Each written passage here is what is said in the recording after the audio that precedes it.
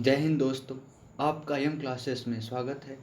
आज हम लोग यूपी टेट और सी टेट से संबंधित पर्यावरण अध्ययन में बहुविकल्पी प्रश्नों को देखेंगे। तो चलिए स्टार्ट करते हैं। प्रश्न नंबर 1, भारत में निम्नलिखित में से कौन सी एजेंसी मुख्य रूप से प्रदूषण में मापन से संबंधित है?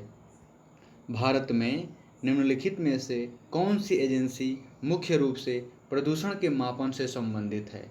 ऑप्शन हमारा है ग्रीन ट्रिब्यूनल, केंद्रीय प्रदूषण नियंत्रण बोर्ड, केंद्रीय जल आयोग, सर्वे ऑफ इंडिया। तो इस प्रश्न का जवाब है केंद्रीय प्रदूषण नियंत्रण बोर्ड। केंद्रीय प्रदूषण नियंत्रण बोर्ड। केंद्रीय प्रदूषण नियंत्रण बोर्ड का गठन एक संवैधानिक संगठन के रूप में जल प्रदूषण निवारण एवं नियंत्रण अधिनियम 1974 के अंतर्गत सितंबर 1974 में किया गया था। एक गठन किया गया था 1974 में जल प्रदूषण एवं नियंत्रण। इसके बाद केंद्रीय प्रदूषण नियंत्रण बोर्ड को वायु प्रदूषण एवं नियंत्रण अधिनियम 1981 के अंतर्गत शक्तियां व कार्य सौंपे गए। वायु गुणवत्ता प्रबंधन का एक महत्वपूर्ण अंग है। वायु प्रदूषण प्रबोधन कार्यक्रम की स्थापना वर्तमान वायु गुणवत्ता की स्थिति और प्रकृति को सुनिश्चित करने तथा उद्योगों और अन्य स्रोतों के प्रदूषण को नियमित व नियंत्रित करने तथा वायु गुणवत्ता मानकों के अनुरूप रखने के उद्देश्य से की गई है। यह औद्योगिक स्थापना तथा शहरों की योजना तैयार करने के लिए अपेक्षित वायु गुणवत्ता के आंकड़ों की पृष्ठभूमि भी उपलब्ध कराता है। इसलिए भारत में निम्नलिखित में से कौन सी एजेंसी मुख्य रूप से प्रदूषण के मापन से संबंधित है? हमारा है केंद्रीय प्रदूषण नियंत्रण बोर्ड।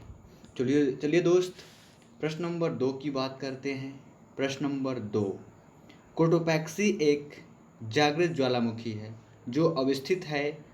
हमारा ऑप्शन है सिसिली में, हवाई में, ऑप्शन सी एंडीज में, ऑप्शन डी रॉकीज में। तो दोस्त, इस प्रश्न का आप जवाब जानते भी हैं। यह हमारा ज्वालामुखी एंडीज पर्वत में स्थित है। एंडीज पर्वत में कोटोपैक्सी दक्षिणी अमेरिकी देश इक्वाडोर के एंडीज पर्वत शिखर पर स्थित ज्वालामुखी है। यह ज्वालामुखी दक्षिणी अमेरिकी देश इक्वाडोर के एंडीज पर्वत शिखर पर स्थित है। माउंट एटना भूमध्य सागर के विशालतम द्वीप सिसिली के पूर्वी तट पर स्थित सक्रिय ज्वालामुखी है। वर्तमान में संसार का सर्वाधिक सक्रिय ज्वालामुखी किलायू है जो अमेरिका के हवाई द्वीप में स्थित है। वर्तमान में संसार का सर्वाधिक सक्रिय ज्वालामुखी किलायू है जो अमेरिका के हवाई द्वीप में स्थित है। चलिए दोस्त, प्रश्न नंबर 3 की बात करते हैं। तिब्बत सांगपो नदी भारत में किस नाम से जानी जाती है? Option A Ganga, option B Yamuna, option C Brahmaputra, option D Sindhu. तो तिब्बत की सांगपो नदी भारत में ब्रह्मपुत्र के नाम से जानी जाती है। ऑप्शन सी सही है।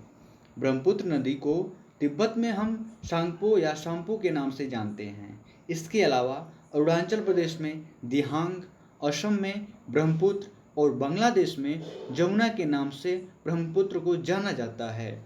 ब्रह्मपुत्र नदी चीन के तिब्बत क्षेत्र एवं बांग्लादेश से होकर प्रवाहित होती है। चलिए दोस्त, प्रश्न नंबर 4 की बात करते हैं।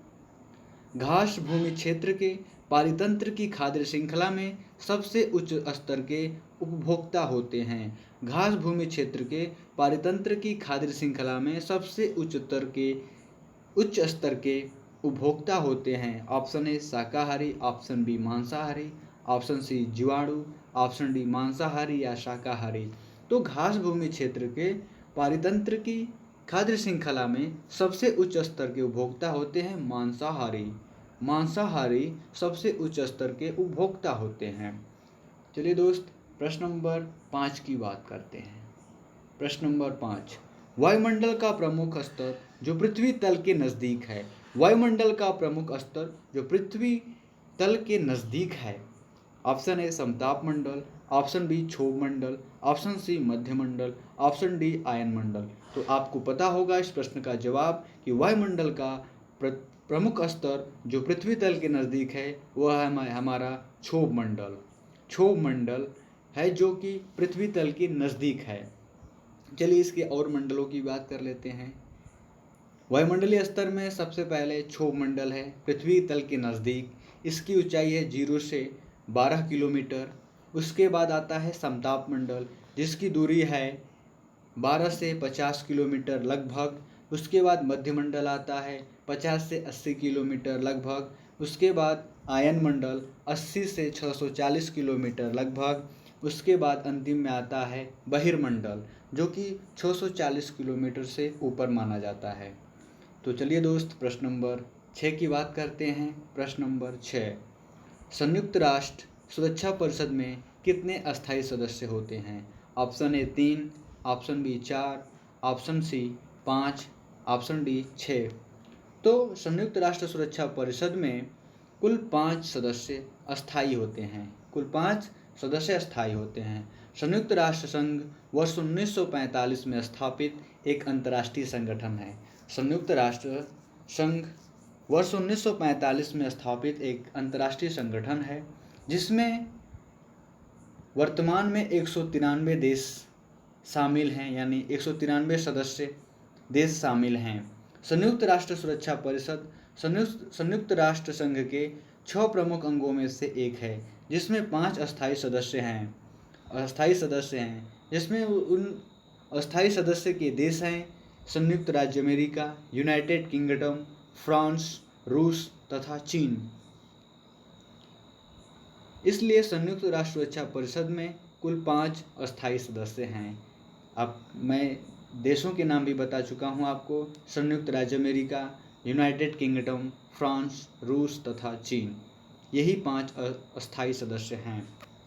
चलिए प्रश्न नंबर 7 की बात करते हैं। सरिस्का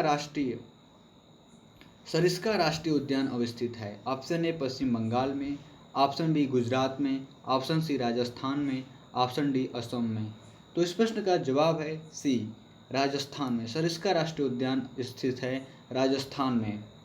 सरिस्का राष्ट्रीय उद्यान राजस्थान के अलवर जिले में स्थित है।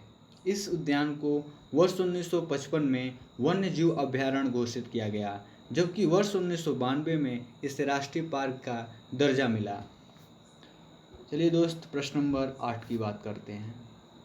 पारिस्थितिक तंत्र में ऊर्जा का मुख्य स्रोत है। Option A ATP, option B सूर्य प्रकाश, option C DNA, option D RNA. तो पारिस्थितिक तंत्र में ऊर्जा का मुख्य स्रोत है सूर्य का प्रकाश। पृथ्वी पर पारिस्थितिक तंत्र में समस्त ऊर्जा का मुख्य स्रोत है सूर्य।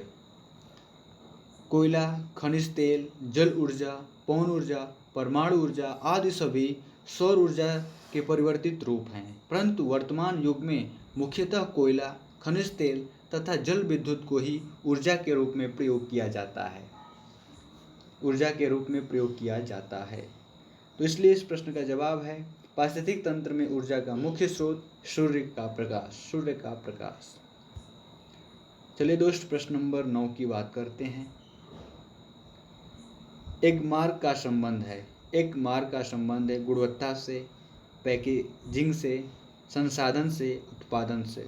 तो इस प्रश्न का जवाब है ऑप्शन ए गुणवत्ता से। एक मार्ग का संबंध है गुणवत्ता से। एक मार्ग भारत सरकार के विपणन एवं निरीक्षण निदेशालय द्वारा कृषि संबंधी विभिन्न उपभोक्ता वस्तुओं के लिए निर्धारित किया गया है।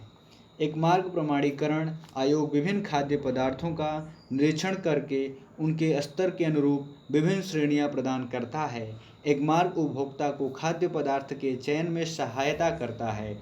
विभिन्न श्रेणियों के आधार पर ही उपभोक्ता को पदार्थ की गुणवत्ता का ज्ञान होता है। तो इस प्रश्न का जवाब है गुणवत्ता से एक मार्ग का संबंध। एक मार्ग भारत सरकार के विपणन एवं निरीक्षण निदेशालय द्वारा कृषि संबंधी विभिन्न उपभोक्ता वस्तुओं के लिए निर्धारित किया गया है। चलिए दोस्त प्रश्न नंबर 10 की बात करते हैं। आर्सेनिक द्वारा जल प्रदूषण सर्वाधिक है? आर्सेनिक द्वारा जल प्रदूषण सर्वाधिक है। ऑप्शन ए उत्तर प्रदेश में, ऑप्शन बी मध्य प्रदेश में, ऑप्शन सी बिहार में, ऑप्शन डी पश्चिम बंगाल में। तो आर्सेनिक द्वारा जल प्रदूषण सर्वाधिक है पश्चिम बंगाल में। आर्सेनिक एक गंधहीन और स्वादहीन उपधातु है जो जमीन के सतह के नीचे प्रचुर मात्रा में उपलब्ध है। भारत के विभिन्न राज्यों जैसे पश्चिम बंगाल, बिहार, झारखंड, उत्तर प्रदेश, असम आदि में जल प्रदूषण आर्सेनिक की वजह से ज़्यादा है। इन सभी राज्यों में सर्वाधिक प्रभावित राज्य पश्चिम बंगाल है। तो दोस्त, आज के वीडियो में बस इतना ही। नेक्स्ट वीडियो में पर्यावरण अध्ययन से संबंधित और महत्वपूर्ण प्रश्नों की चर्चा करेंगे। मेरे चैनल को सब्सक्राइब करें, लाइक करें, शेयर करें। धन्यवाद।